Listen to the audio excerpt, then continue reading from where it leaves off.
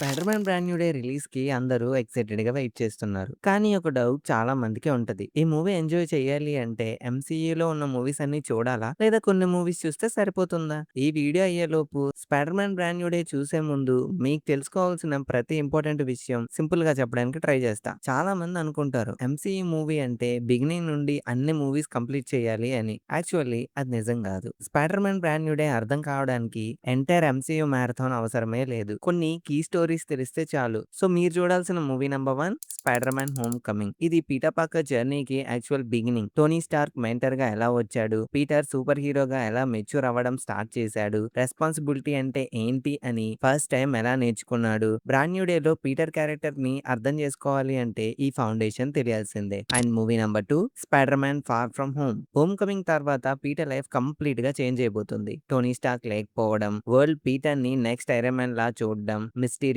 Entry, ఇంకా ఎండింగ్‌లో జరిగే ఒక ఇన్సిడెంట్. అదే నెక్స్ట్ మూవీకి బిగ్గెస్ట్ సెటప్. ఈ మూవీ స్కిప్ చేస్తే No Way Home starting emotional impact కొంచెం మిస్ అవ్వచ్చు. And movie number 3 and important movie also Spider Man No Way home.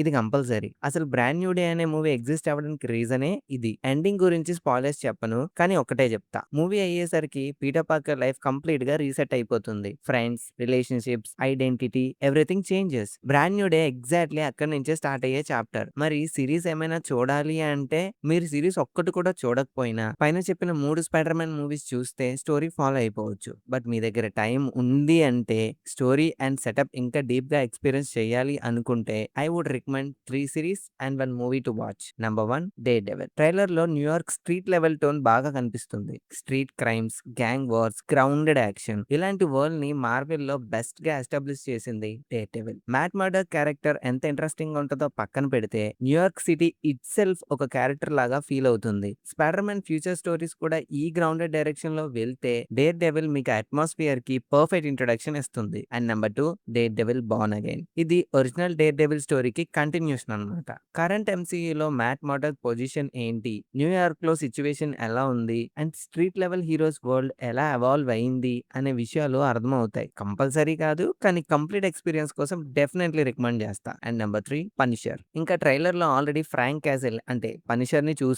కాబట్టి పనిషర్ ఎవరు? ఎందుకు అందరికి అతనంటే భయం? అతని మెథడ్స్ ఎందుకు సూపర్ హీరోస్ కన్నా డిఫరెంట్‌గా ఉంటాయని తెలుసుకోవాలనుకుంటే the Punisher series worth watch. ఈ సిరీస్ యాక్షన్ హెవీగా ఉంటది. లాస్ట్‌గా the Punisher one last kill చూడండి. ఇది ఫుల్ మూవీ కాదు. మార్వెల్ స్పెషల్ ప్రెజెంటేషన్ అన్నమాట.